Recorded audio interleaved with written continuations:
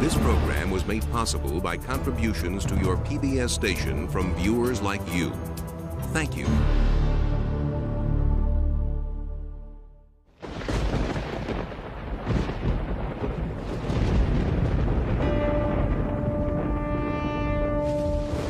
The progressive development of man is vitally dependent on invention. Its ultimate purpose is the complete mastery of mind over the material world, the harnessing of the forces of nature to human needs. Nikola Tesla, 1919. This is the story of a modern Prometheus who changed the world with electricity. It was Nikola Tesla who captured the power of Niagara Falls with his alternating current system and made it possible to transmit electricity to all of America and the world. It was Tesla who patented the technology for wireless communications that is used in all radio and television broadcasting. His incredible legacy can be seen in everything from remote control to neon and fluorescent lighting, X-rays, guided missiles, and even the Strategic Defense Initiative. Yet somehow history has overlooked this remarkable man. Tesla was indeed a genius of the first magnitude. He was a technological visionary. He could envision great things and make them work. He was a foreigner, an immigrant who arrived in America with only his dreams. A proud and sometimes arrogant man, he worked and locked horns with some of the most powerful people of his day. Thomas Edison, who resented his ideas. Guglielmo Marconi, who capitalized on his inventions. George Westinghouse, who created the Westinghouse Electric Company with Tesla's patents. And the great financier, J. Pierpont Morgan, who supported and then abandoned him. At the height of his career, Tesla was one of the most famous men in the world. His inventions helped America grow into a powerful industrial nation. His ideas created billion-dollar corporations. But Tesla was not a practical man. Always driven toward the next great breakthrough, he failed to protect his commercial interests. In the end, others made fortunes with his inventions, and he wound up penniless and rejected. Money does not mean to me what it does to other men. All my money has been invested in inventions to make man's life a little easier. He was a visionary genius. There aren't many of them.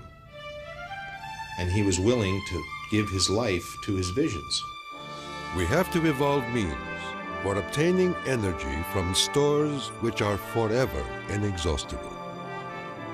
What I intend to show you now, step by step, is how I finally reached my dream.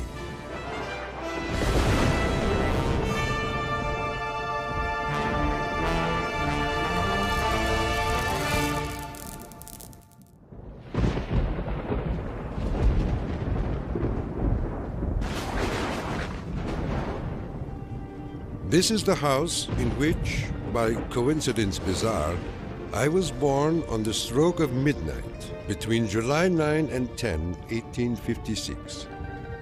A fierce electrical storm raged that night.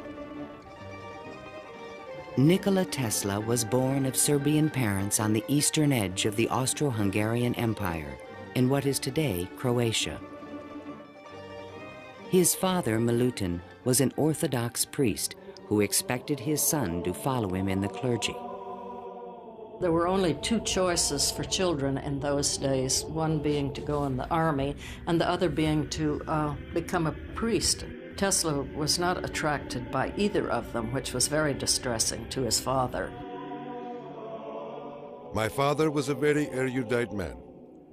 The training he gave me comprised of guessing one another's thoughts and repeating long passages of verse.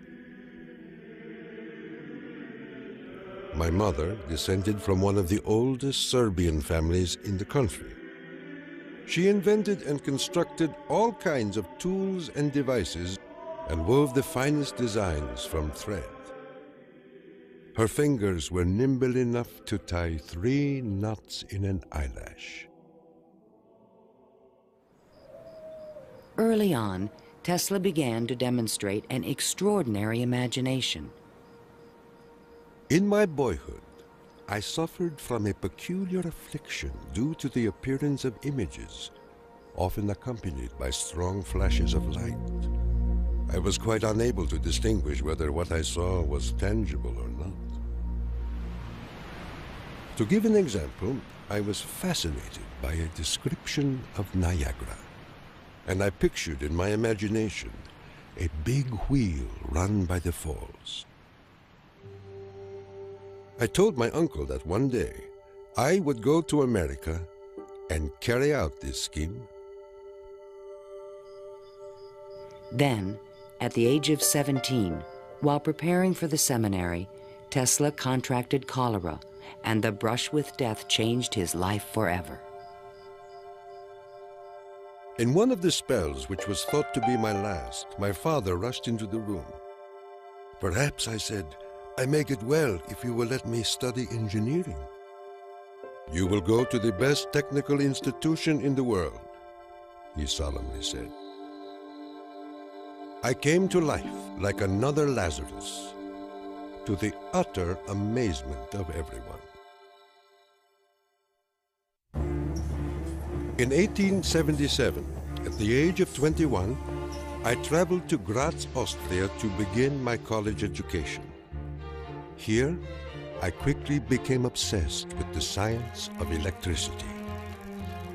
I wanted to know more of this wonderful force. Every spark produced 1,000 echoes in my brain.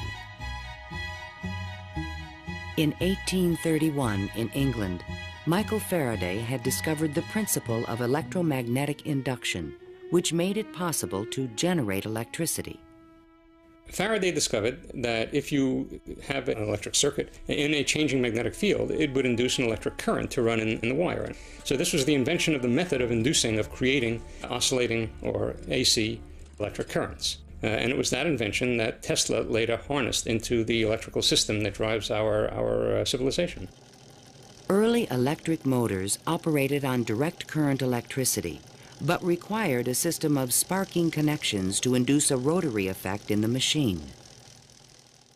I remarked to my professor that the design of generators and motors could be greatly improved by using currents that alternated.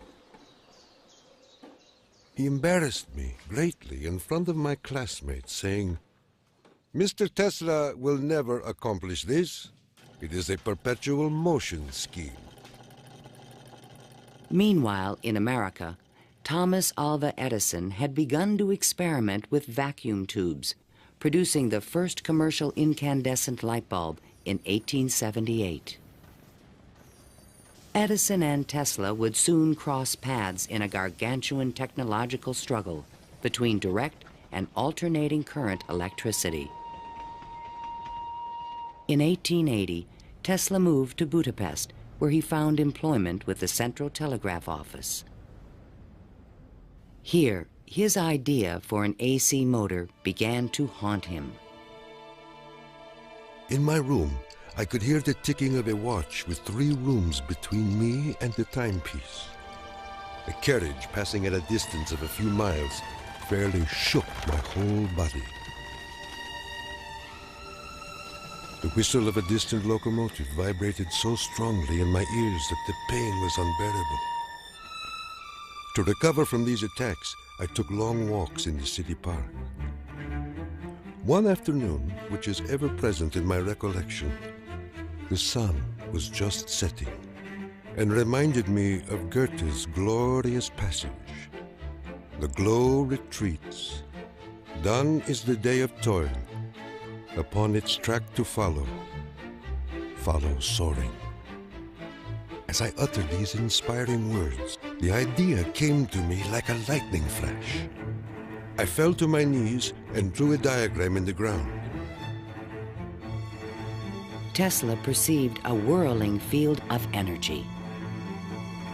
He suddenly knew he could recreate this rotating field by powering the coils of a motor in different steps or phases, like the pistons of an engine.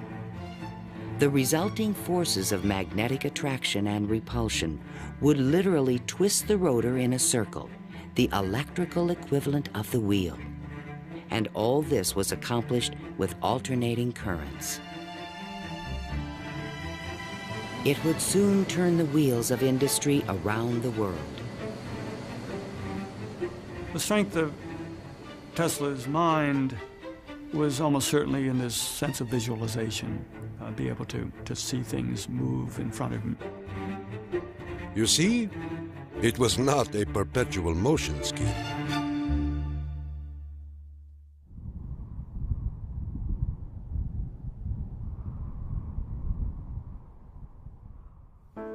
It had been the height of my ambition and my most ardent wish to see America and come in contact with the great Thomas Edison.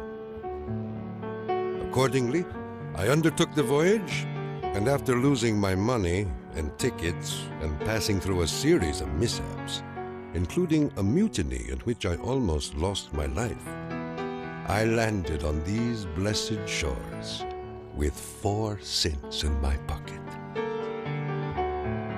Tesla arrived in New York on June 6, 1884. A 28-year-old immigrant, he was filled with dreams of success in this strange new land. In his pocket, he carried a letter of recommendation from Charles Batchelor, one of Edison's associates in Europe. My dear Edison, I know 2 great men, and you are one of them. The other is this young man.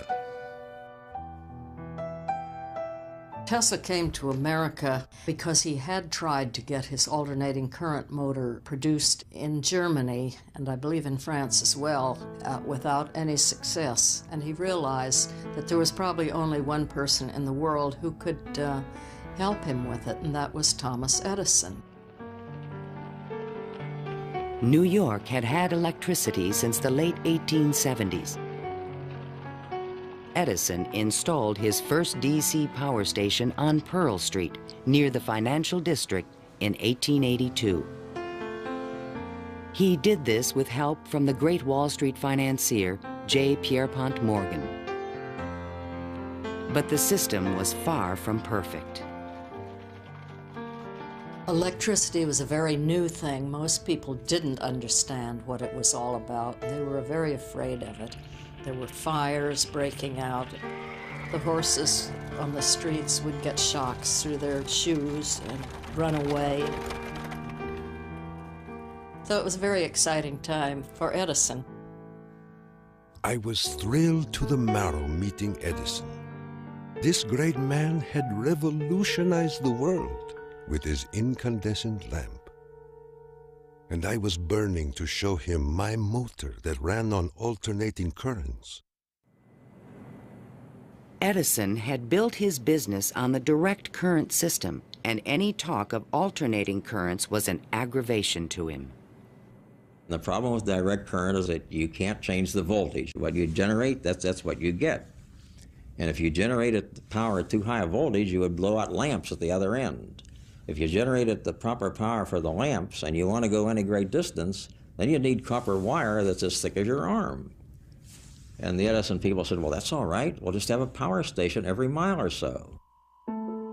DC was sufficient to power lights and run motors, but it could not be transmitted efficiently over long distances.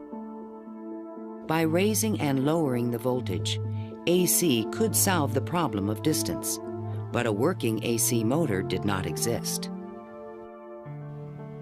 In spite of their differences, Edison hired Tesla to improve the performance of his DC generators. Tesla said he was promised $50,000 if he was successful. The offer seemed too good to be true. I entered the Edison Machine Works, where I undertook the design of DC dynamos and motors. My regular hours were from 10:30 a.m. till 5 a.m. the next day. When I completed the task, I went to Edison for payment, and he laughed. Edison was very amused by this. Said, "You just don't understand our American sense of humor, Mr. Tesla." So Tesla had had enough by that time, and he picked up his hat and walked out. Tesla paid dearly for his pride. I lived through a year of bitter tears and hard labor, digging ditches for Edison's underground cables. But he was still determined to develop his AC motor. With help from a group of investors, he opened a laboratory on Liberty Street, only a few blocks from Edison's offices. There, he began to assemble a prototype of the motor he had envisioned 7 years earlier. Along with it, he developed all the components of the system of AC power generation and transmission still used today. In May of 1888, Tesla was ready to unveil his motor to the world. The subject which I now have the pleasure of bringing to your notice is a novel motor which I am confident will at once establish the superior adaptability of alternating currents.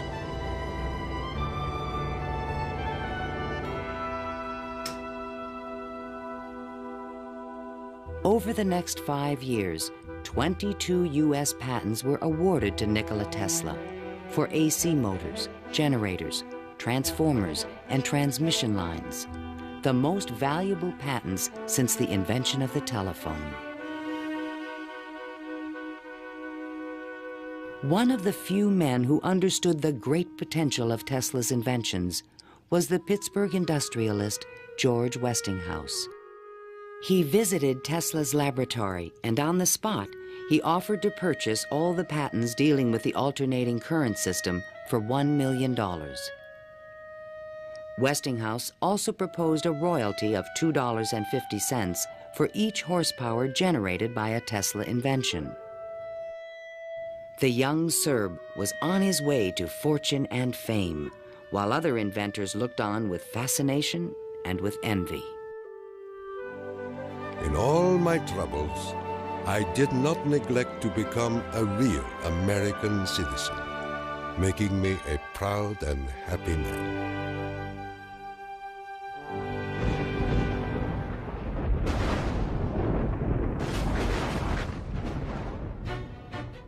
During the late 1880s, Edison began a negative media campaign to discredit the alternating current system of electricity being developed by Westinghouse and Tesla.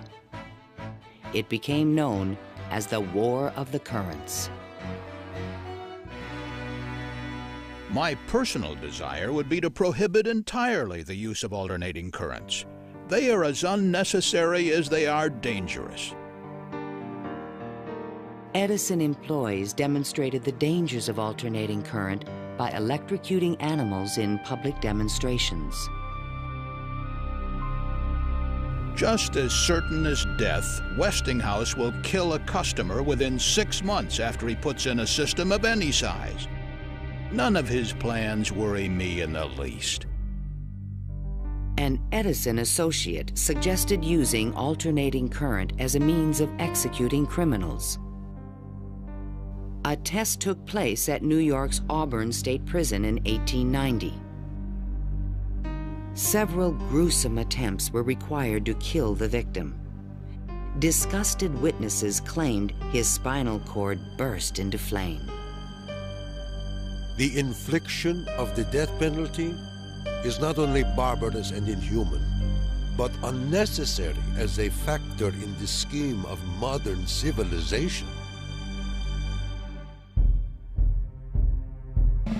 The War of the Currents came to a dramatic head in 1893. The Columbian Exposition in Chicago was to be the first World's Fair lighted by electricity. The Edison Company, the Thomson-Houston Company, they all got together and formed General Electric Company, 1892. And one of the first things they did, of course, was put in a bid for the job at the fair. Their bid was roughly $1 million. The Westinghouse bid was about $500,000, and naturally, Westinghouse got the job. In retaliation, GE refused to sell Westinghouse any of their Edison light bulbs. And they got some judge to say that Westinghouse couldn't use any one-piece lamps of any description at the fair. Westinghouse frantically devised a two-piece stopper lamp by fair time and saved the day. Now Tesla had a chance to make history in Chicago.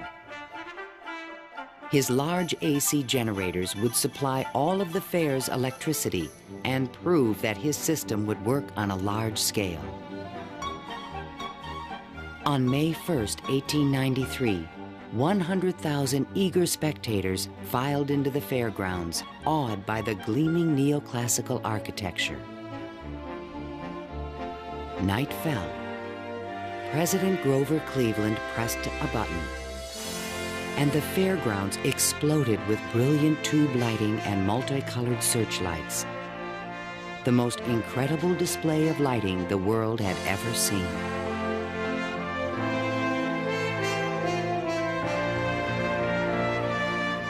In the Great Hall of Electricity, the public could see that the Tesla Westinghouse system made it all possible. To overcome the impression that AC was dangerous, Tesla put on remarkable demonstrations. He created a device called the Egg of Columbus to show the rotating magnetic field created by his AC motor. In his room, he had cork-soled shoes on and a tuxedo and white tie and a top hat, and he would put his hand on a terminal which would flash electricity through his body, creating a great shower as his whole body was encompassed in flame, and people were quite impressed by this, to say the least. The Chicago Exposition left an indelible impression on the American imagination. This was the gleaming new city of the future, and it was powered by the inventions of Nikola Tesla.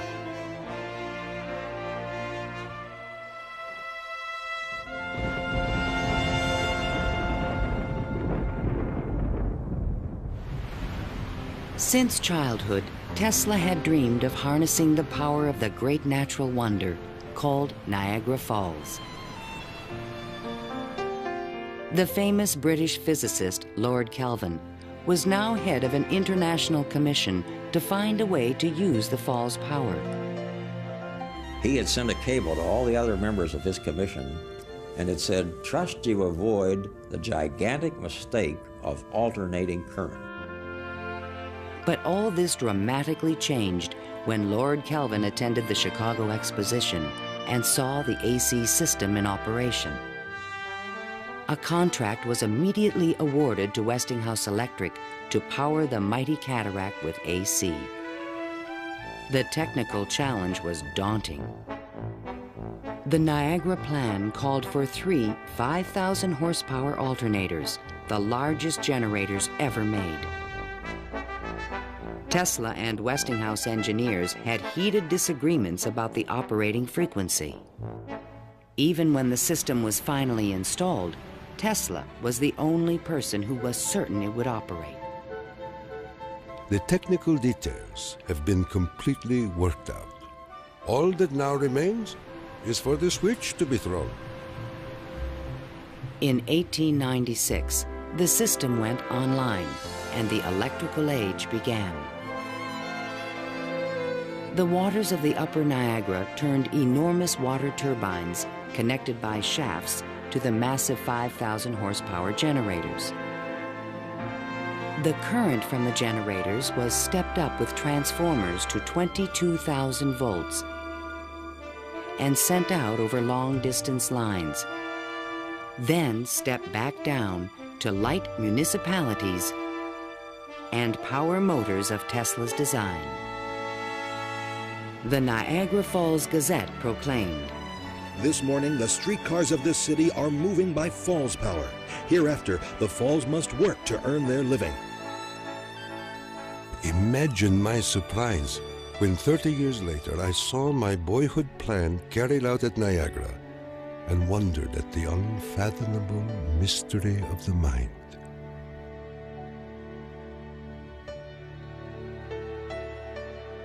Within a few years, the number of generators at Niagara was increased to 10. By the turn of the century, the power lines stretched 360 miles to New York City. The War of the Currents was over, and Tesla was the winner. By the time Tesla effectively arrives on the scene with his motor, Edison is out of the business. He's basically written out of his own company. This was something Edison would not soon forget. In spite of the success of AC, Westinghouse had overextended his company's resources, leading to severe financial difficulties. In order to save the company, Tesla said that he tore up his royalty contract for $2.50 per horsepower generated. Today, this agreement would be worth trillions. Had the inventor been tricked again? This is something that we've never found any record of in the Westinghouse annals. We do have something which is a memorandum of agreement about that, but it was never signed. But Tesla was ready to move on. I had already perceived enough to get the idea that energy could be transmitted and received without connecting wires in between. He was convinced his next invention would make him a millionaire once more.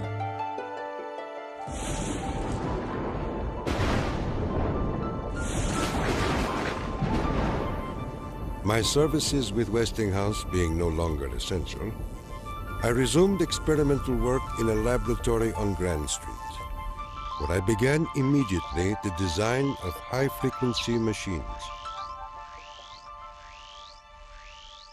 Following the success of Niagara, Tesla was at the height of social acclaim.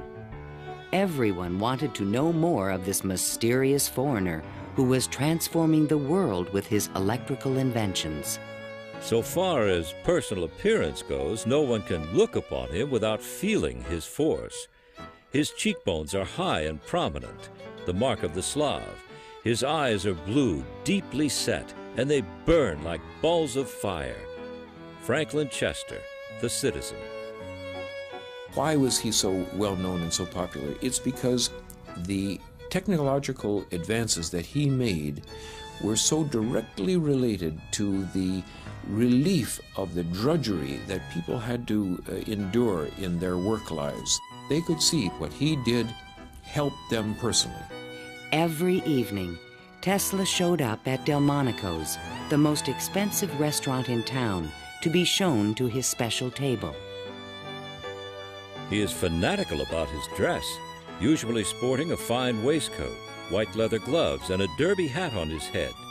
He is meticulous about his health and drinks a glass of whiskey a day, saying it will increase his life expectancy to 150 years of age. Tesla hobnobbed with the leading politicians, millionaires, and celebrities of the era. This was the best way for independent inventors to find support for their projects. His friends were the New York elite, John Jacob Astor, William K. Vanderbilt, and the writer Mark Twain. I have just seen the drawings and description of an electrical machine lately patented by Mr. Tesla, which will revolutionize the whole electric business of the world. One of Tesla's closest friends was Robert Underwood Johnson, editor of the prestigious Century magazine. Johnson's wife was deeply in love with Tesla. My dear Nicky, do leave aside the millionaires and Fifth Avenue for some simple pleasures, from one distinguished only by a great weakness. Katherine Johnson.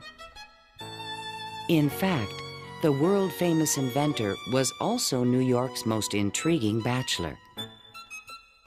The fact that he never married, I think, had almost nothing to do with his interest in women. It appeared that he was always very interested and was attractive to women. Many women sought his attention. The beautiful and wealthy socialite, Flora Dodge, and even the famous French actress, Sarah Bernhardt. But in spite of his charisma, Tesla was only interested in his inventions. He had so many phobias that he couldn't have had close relationships with women. He didn't like most of the jewelry that they wore or the perfume, and he couldn't bear to touch hair.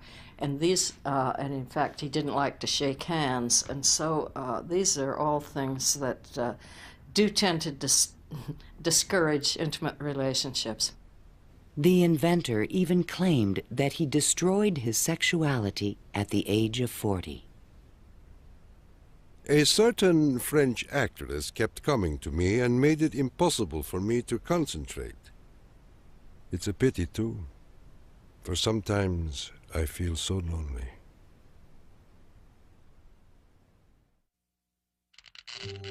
Throughout the 1890s, alongside his work on AC power technology, Tesla was also experimenting with high-frequency electricity. In 1873, James Clerk Maxwell in England had proven mathematically that light was electromagnetic radiation. Light was electricity, vibrating at an extremely high frequency. To explore this unknown world, Tesla invented a unique device, still known today as a Tesla coil. The Tesla coil is an instrument that can step up voltages to high voltages at high frequencies. That essentially transmits a radio signal. Tesla invited friends and potential investors to late-night demonstrations in his laboratory. In experiments, he would permit his guests to pass thousands of volts of electricity through their bodies to light a lamp or melt a wire in their hands. Mark Twain was always a willing subject. Thunder is good. Thunder is impressive. But it is lightning that does the work.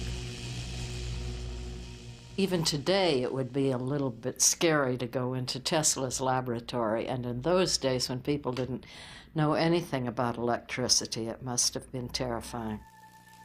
With high frequencies, Tesla developed some of the first neon and fluorescent illumination. He also took the first X-ray photographs. But these discoveries quickly paled one day in 1890 when a vacuum tube illuminated in his hand without any wire connection. To me, it was the first evidence that I was transmitting energy through the air. This was the beginning of Tesla's lifelong obsession, the wireless transmission of energy.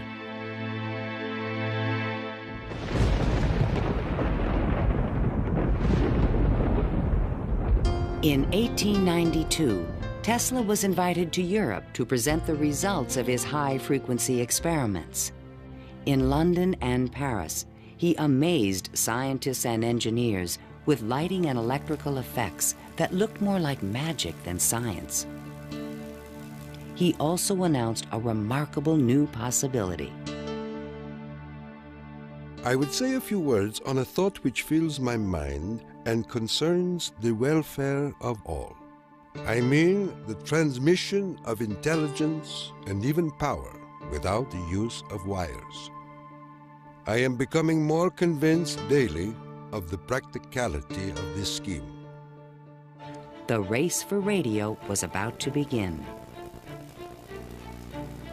In 1888, the German physicist Heinrich Hertz had demonstrated that currents of high frequency emit electromagnetic waves, or radio waves, into space.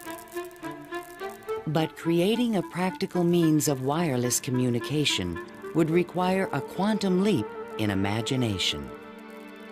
Hertz created the first radio transmitter and the first receiver. He had showed that you could create an electrical signal in one place and detect it in another place with nothing in between. While in England, Tesla befriended Sir William Crookes, the discoverer of radiant matter. Crookes was a mystic and believed that human beings could communicate telepathically when they were attuned to high-frequency brainwaves. Tesla was skeptical, but one night in his bed he had a powerful and disturbing vision.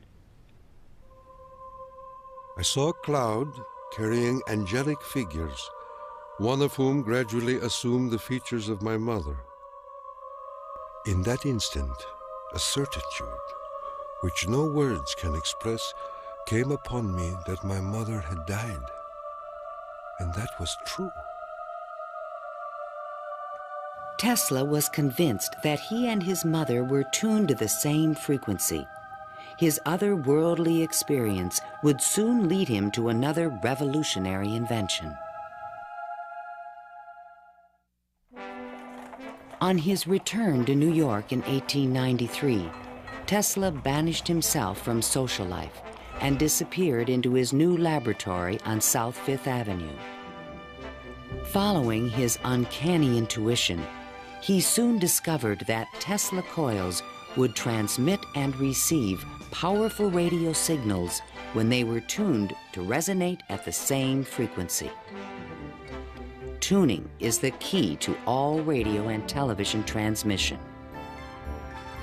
In my laboratory, I could take in my hands a coil tuned to my body and collect 3/4 horsepower anywhere in the room without any tangible connection. Sometimes I would produce flames shooting out from my head and run a motor in my hands, or light 6 or 8 lamps. By early 1895, Tesla was ready to transmit a signal 50 miles to West Point, New York. He could now produce 1 million volts with his new conical coil. But that year, on the Ides of March, disaster struck. Fire broke out in the building which housed Tesla's laboratory. Everything was lost. Utterly disheartened and broken in spirit, Nikola Tesla, one of the world's greatest electricians, returned to his room in the Gerlach yesterday morning and took to his bed. He has not arisen since. I was devastated. What could I say? The work of a lifetime lost in a fire that lasted only an hour or so. The timing could not have been worse. In England, a young Italian experimenter named Guglielmo Marconi had been hard at work and created a device for wireless telegraphy. Concerned that Marconi would exploit his ideas, Tesla opened a new laboratory and rushed to complete his own system for wireless communication. This patent, filed by Tesla in September 1897, is the fundamental technology for radio. But it would be 50 years before Tesla got credit for his invention. Various people in various different countries had the idea of exploiting this as a means of communication. But I think Tesla was the one with the real vision, in which you would broadcast signals on a definite carrier frequency, and then you would have a series of antennas that were sensitive to one frequency only, tuned to a certain frequency, and would detect just one of these signals and make it an intelligible transmission. Once again, his vision describes the world that we live in.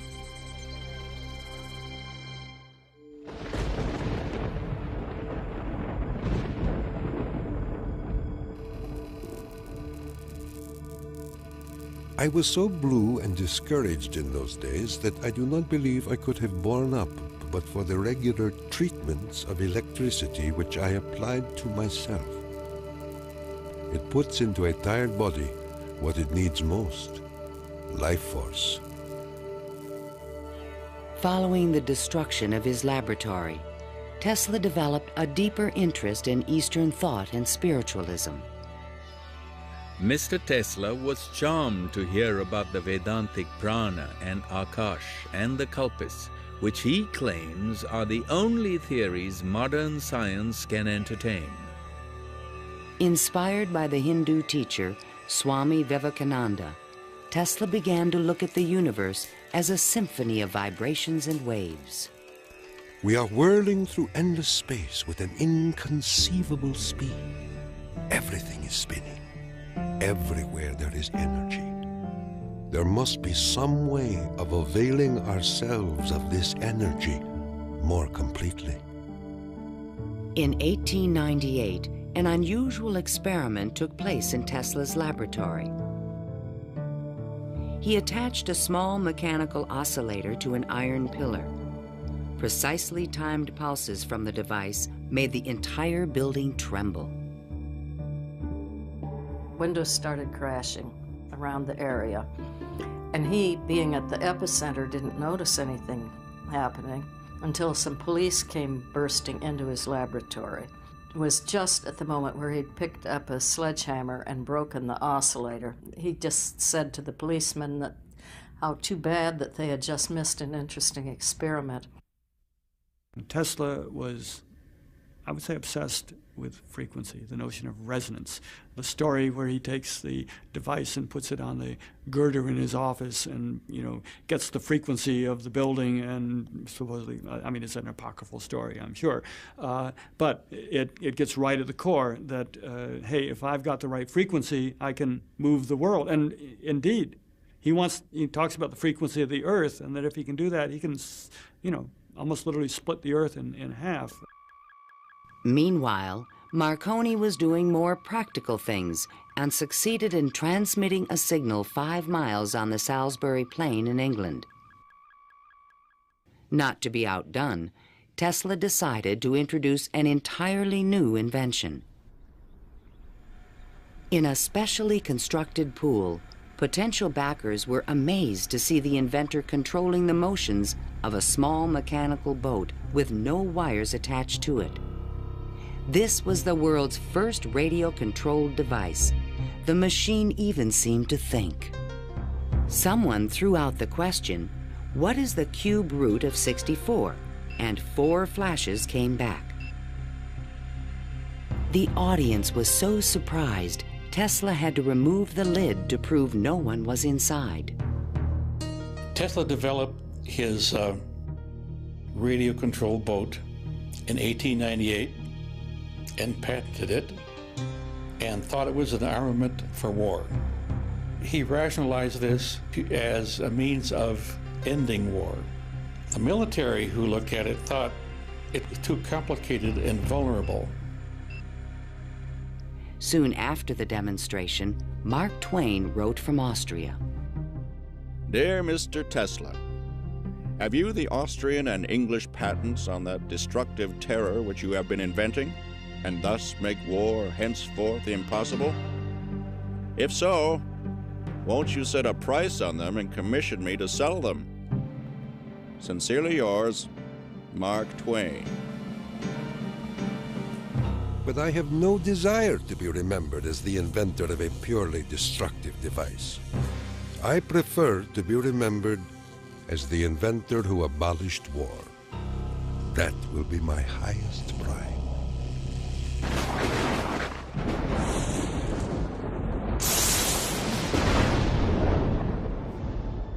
In the summer of 1899, Tesla moved to Colorado Springs, Colorado, to conduct a series of secret experiments. He told curious local reporters that he intended to send a wireless message from Pikes Peak to Paris for the Paris Exposition of 1900. But his plans were even more ambitious. I came to the conclusion that it would be ultimately possible, with very little elevation, to transmit electrical power through the upper atmosphere. Just outside the city, he constructed an experimental station with sliding roof panels. A quote in Italian from Dante's Inferno hung by the entrance of the strange wooden structure. It read, "Abandon hope, all ye who enter here." During the construction phase, Tesla studied lightning. Now, I can understand Tesla's fascination with it, because what happens in lightning is that electricity is being transmitted from one place to another. Electric power, not just electric signals, but real electric power is being transmitted from one place to another. And the way it happens is that the air itself breaks down, it ionizes, it becomes what we call a plasma, and therefore, for a moment, it's a conductor, and it's actually conducting electricity just the way an electric wire conducts electricity. Inside the station, he began to assemble the largest Tesla coil ever built, which he called the magnifying transmitter. An antenna rose 145 feet above the building, crowned with a copper foil sphere. The entire station was, in effect, a machine to create lightning. Late one evening, Tesla put his transmitter to the test. He signaled to an assistant to close the switch. Huge streamers of electricity shot out of the coil and darted through the room. The sound of the exploding discharges was deafening.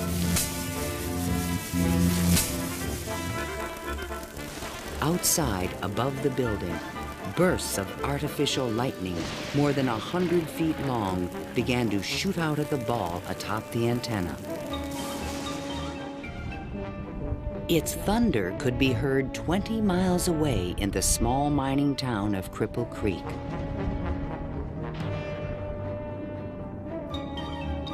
Suddenly, the lightning stopped, and the entire city of Colorado Springs was plunged into darkness. The experiment had set fire to and destroyed the local power company's generator. Residents were furious and began to fear this mysterious stranger.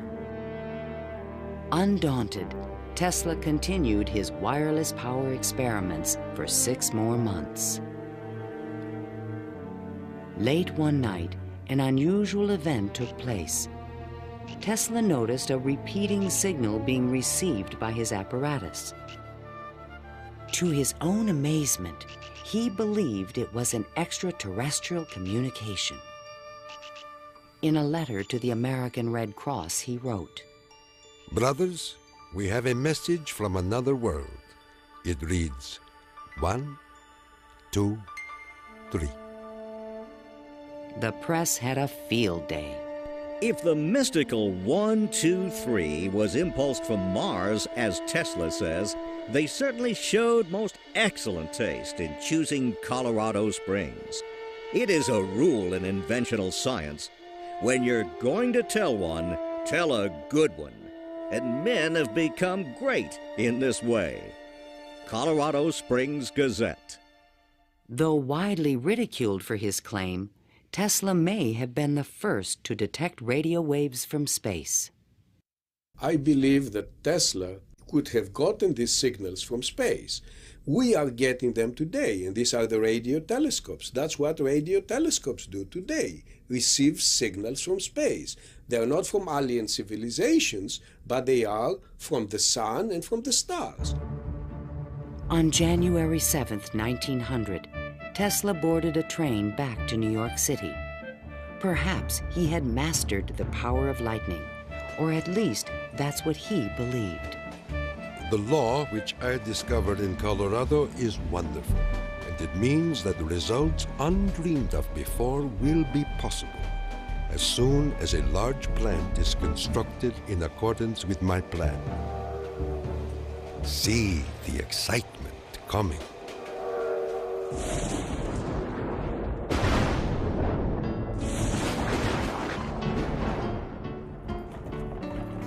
When Tesla arrived home, it was a brand new century. Electricity was fueling the tremendous growth of the city. And now, there was talk in the air about the new art of wireless communication. Marconi arrived in New York in 1900, to attract investors for his new company, Marconi America. He filed a U.S. patent for a system of wireless telegraphy, but it was rejected because it was similar to Tesla's invention. It became obvious, I think, to Marconi as well as to other experimenters of the time that the Tesla system was an efficient, powerful resonator that would produce electromagnetic waves that you could work with. Confident in the future, Tesla took up residence in the Waldorf Astoria Hotel and wrote a sensational article for Century magazine. First, let us ask, what is the spring that drives all? All this energy emanates from one single center, one single source, the sun. In this detailed futuristic vision, he described a means of tapping the sun's energy with an antenna. He suggested that it would be possible to control the weather with electrical energy. He predicted that wars would soon be eliminated by machines. And to unite all nations, he proposed a global system of wireless communications. When wireless is fully applied, the Earth will be converted into a huge brain, capable of response in every one of its parts.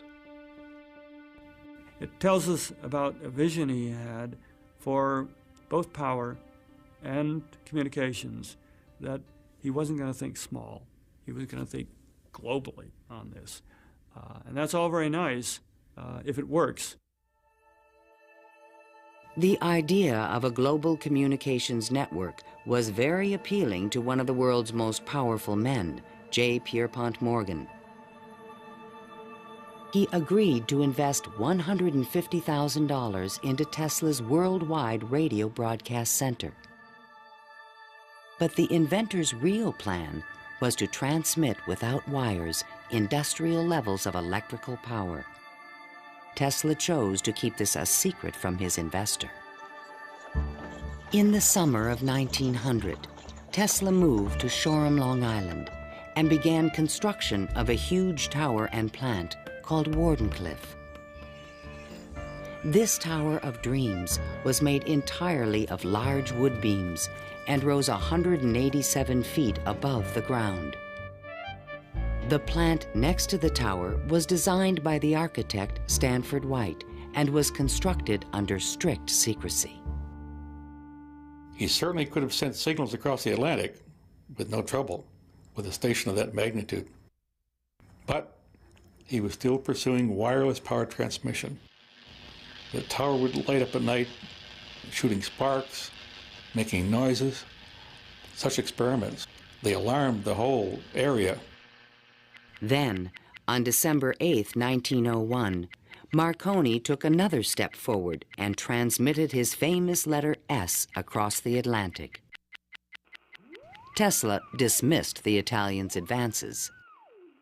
Marconi is a good fellow. Let him continue. He is using 17 of my patents. The simple fact about Marconi is that he used Tesla's system to transmit signals and claimed that these were ideas that he had developed himself. Morgan began to doubt the wisdom of his investment. Marconi's system not only worked, it was also inexpensive. And technical problems were beginning to catch up with Tesla. He went back to Morgan again, asked for more money. Morgan says, "Where's the radio transmissions across the Atlantic? How's that coming along?" Well, it wasn't coming along. Tesla was forced to tell Morgan his real plan. What I contemplate and what I can certainly accomplish, Mr. Morgan, is not a simple transmission of messages, but rather the worldwide transmission of electrical power. A single plant of but 100 horsepower can operate hundreds of millions of instruments. But Morgan was a practical businessman and had already decided to back Marconi. I have received your letter, and in reply would say that I should not feel disposed at present to make any further advances. J. Pierpont Morgan. Word spread rapidly that the investor had pulled out of Wardenclyffe, and Tesla was financially ruined. Late one night in 1903, the residents of Shoreham were astonished to see bright light emanating from the tower and an effect in the air like the aurora borealis. But in fact, Tesla could not transmit wireless power. And his major defect was he was dreaming, but he was doing very few calculations on paper. Because on paper, he could have realized that you can transmit power, but not very much power. You can transmit power to hear the radio or for television or for a telephone. But once you want to start turning lights in which you really need high currents, the power gets diluted because space is very large. To his dying day, Tesla believed it could be done. It is not a dream. It is a simple feat of scientific electrical engineering, only expensive. Blind, faint-hearted, doubting world.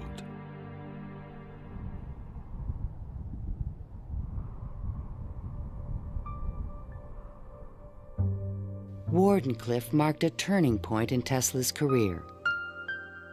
Like a modern Prometheus, he had reached too high and failed. In 1904, the U.S. Patent Office suddenly reversed its previous decisions and gave Marconi a patent for radio. 1 year later, Tesla's fundamental AC patents expired. Now the inventions that powered the world could be used by anyone free of charge. The public didn't realize that he had made this invention that had made billionaires out of corporations, and that he himself was broke. With no money to carry on his work, Tesla began to sink into an isolated world. He was totally disinterested in business. I think it not necessarily bored him, but he didn't make the relationship between the importance of business and the importance of his invention and discovery. Occasionally, he was seen in public parks feeding the pigeons. These are my sincere friends.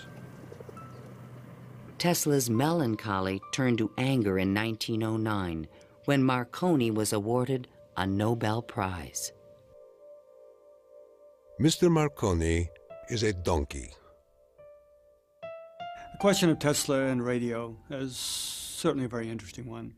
It's clear that Tesla, in terms of certain basic notions of radio, was very early, if not first, in expressing them and even of getting of taking them to the patent stage.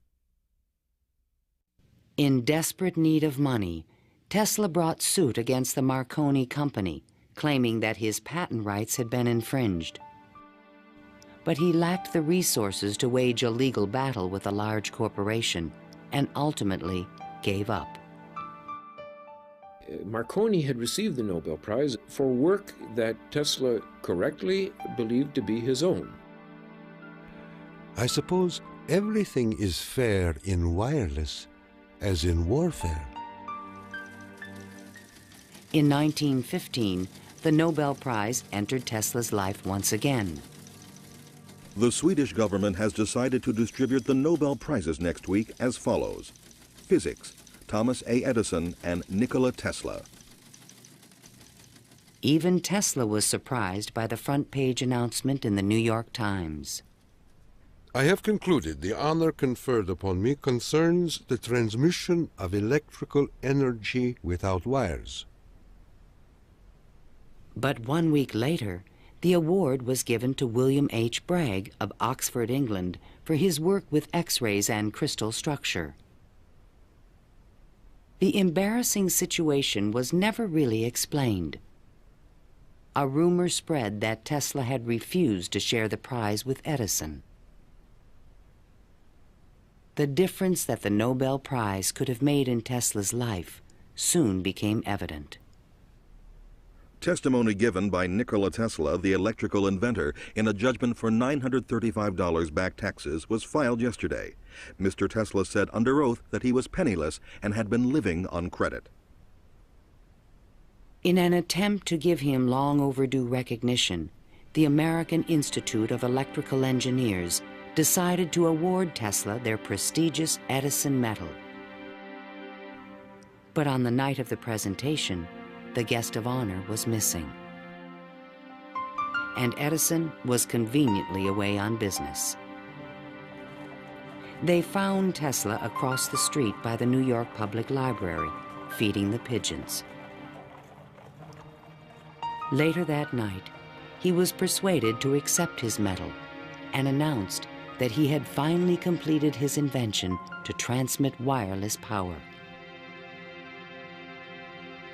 The energy goes to a distant place, and you will see something like the aurora borealis. To conclude, we are coming to great results. The audience thought Tesla was losing touch with reality.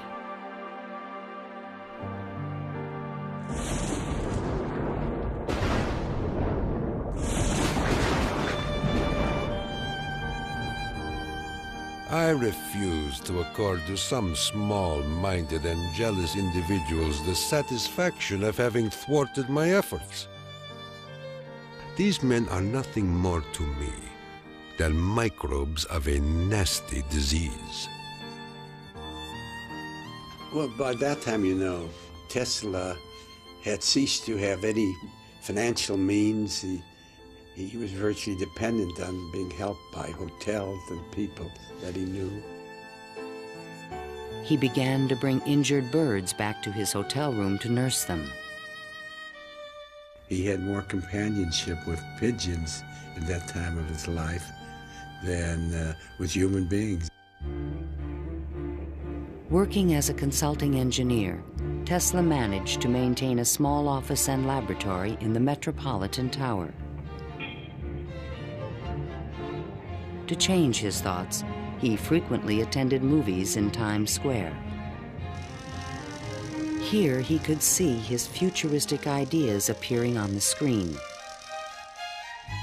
But his ideas were only accepted in science fiction movies and magazines.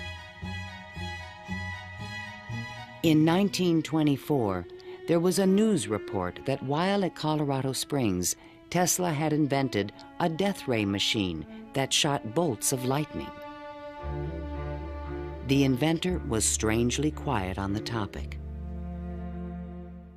Meanwhile, a new scientific star, Albert Einstein, had captured the world's attention with his theory of relativity. Tesla continuously attacked the validity of Einstein's work. Scientists today wander through equation after equation that have no relation to reality. If we were to release the energy of atoms, instead of a blessing, it might bring disaster to mankind. But no one took him seriously. I think that every generation of scientists feels that the new ideas that come along that replace their own ideas represent a loss rather than a gain. Tesla believed that Einstein was taking us intellectually in the wrong direction. Rejected by traditional science, Tesla's interests again turned to the esoteric. His intellect seemed to embrace a lot of different areas quite easily. What he lacked were the social skills. And that's an enormous shame because it interfered with his ability to use that genius, to be practical.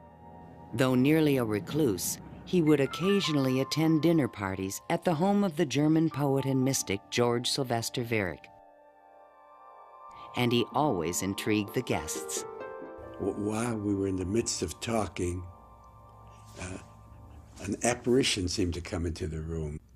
He walked so softly, and he struck us as almost an unearthly creature.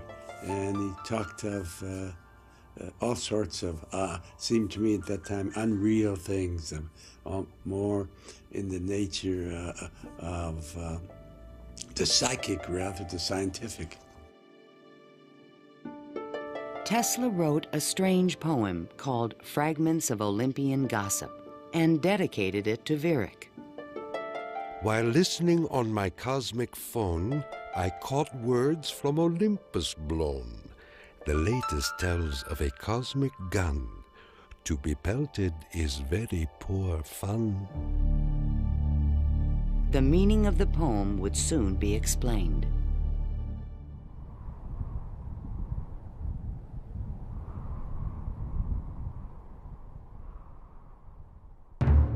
I inherited from my father an ineradicable hatred of war.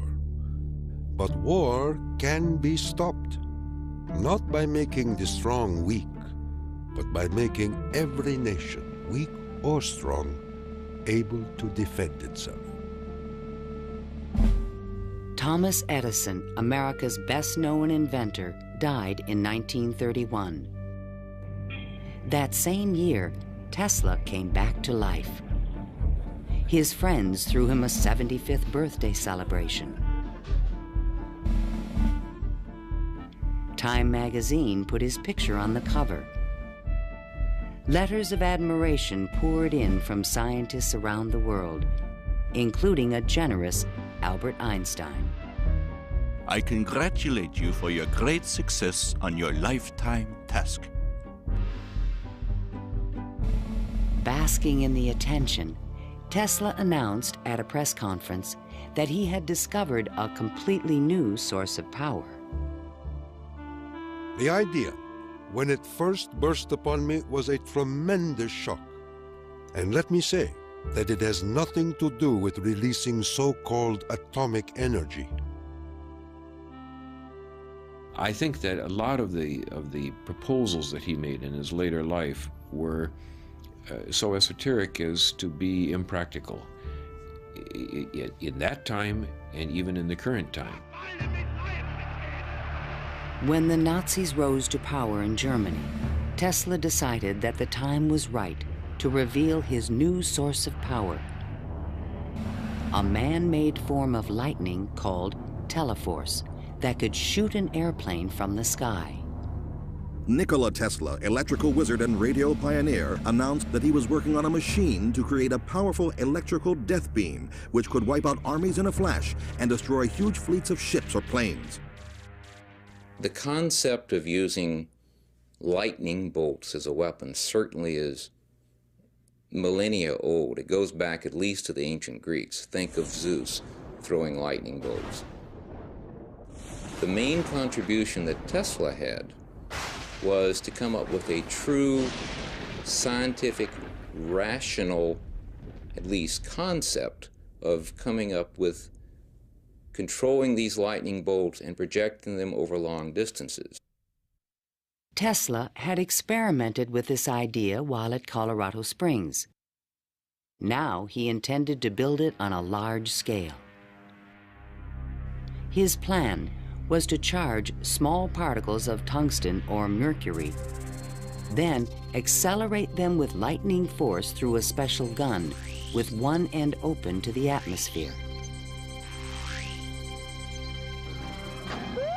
Tesla's death beam stirred the public's imagination when it was featured in a Superman cartoon, the Electro-Euthanasia Ray.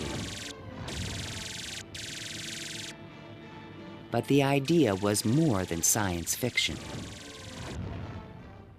Tesla tried to sell this concept to various governments, England, the Soviet Union, and the United States, all Allied powers, and against Germany. He offered his system to England for $30 million, and they entered negotiations.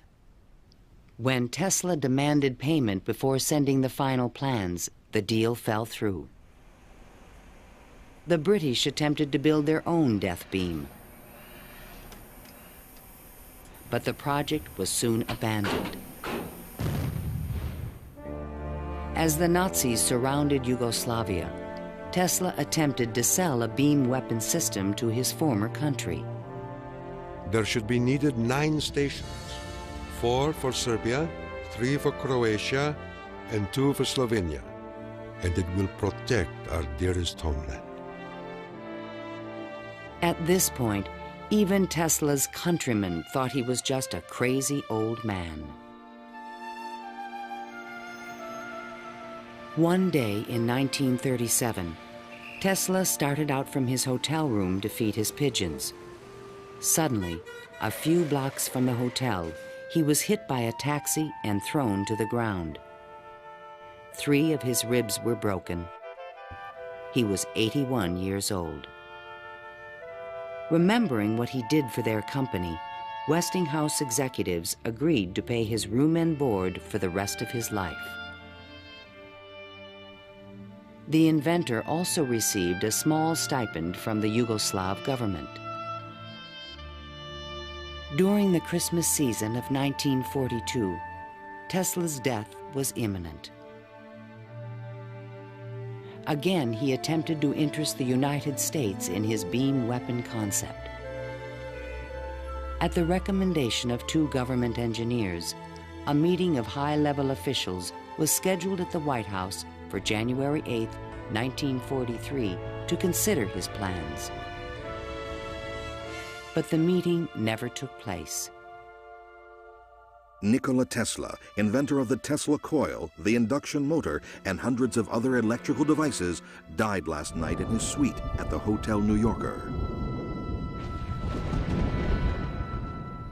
On last Thursday night, here in our city of New York, a man who was 87 years of age died in his humble hotel room. On January 10, 1943, Mayor Fiorello LaGuardia of New York paid tribute to Tesla on the radio.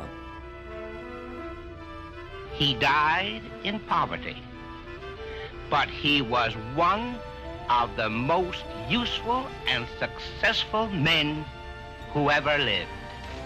Were we to eliminate from our industrial world the result of Tesla's work, the wheels of industry would cease to turn, and our electric trains and cars would stop. Our towns would be dark, our mills and factories dead and idle. But Tesla is not dead. The important part of Tesla lives in his achievement, which is great, an integral part of our civilization, of our daily lives, of our current war effort. Ironically, only 5 months after Tesla's death, the United States Supreme Court declared elements of the Marconi patent invalid. The decision confirmed Nikola Tesla's patent priority for the fundamental technology of radio.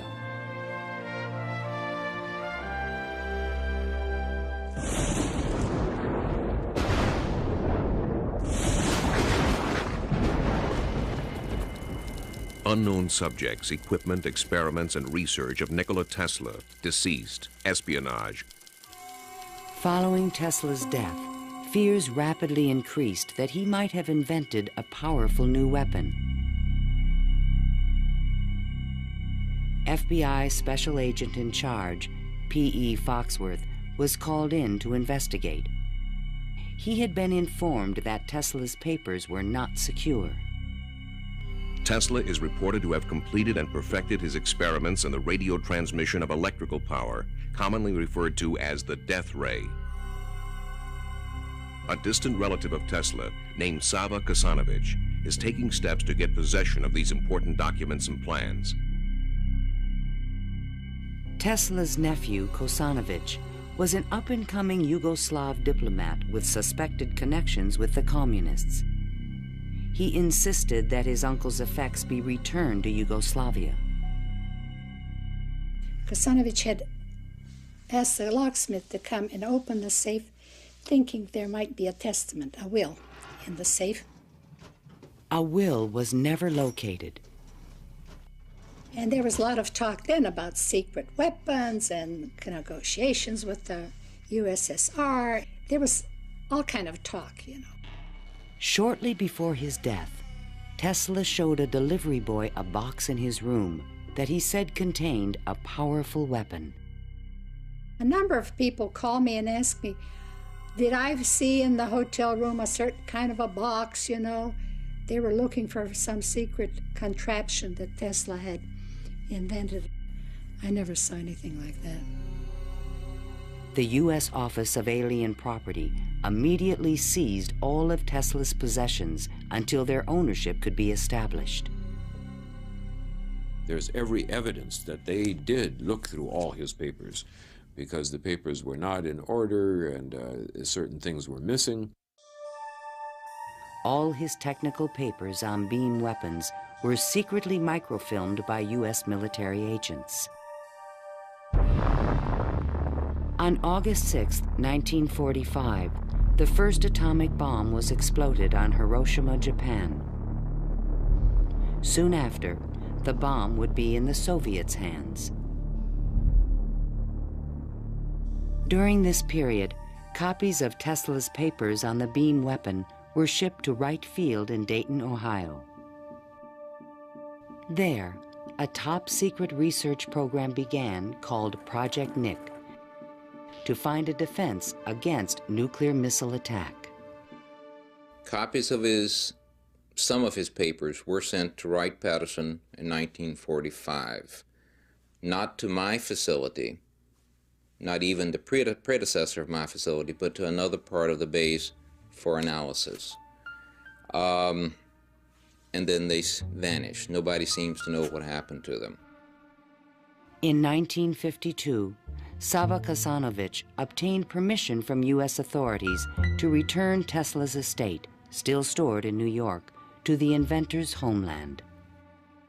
I personally believe that the U.S. government may have overlooked some things of value in the Tesla papers before they were released to the Yugoslav government. A Tesla museum was opened in Belgrade by Yugoslavia's president, Marshal Tito. But during the Cold War, the museum was off limits to Western scientists and scholars. Then, in 1960, Soviet Premier Khrushchev announced that the USSR had developed a powerful new weapon. There was concern in the U.S.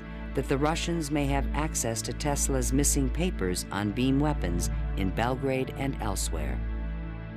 It's possible that these papers on the particle beam weapon were obtained by the Soviet Union, but it wasn't the only copy. In other words, I think that the United States has always had Tesla's papers on particle beam weaponry. An American beam weapon program began at Lawrence Livermore Laboratories, but engineers could not produce an effective directed energy weapon. I've always been a sort of a fan of Nikola Tesla, an admirer, and definitely he had the concept of a charged particle beam weapon back in the 1930s. I haven't a clue, to be quite honest, how he meant to actually do it. In 1978, evidence suggested that the Soviets were attempting to build a huge beam weapon near Semipalatinsk in the Ukraine. Soon after, President Ronald Reagan announced the Strategic Defense Initiative in March 1983.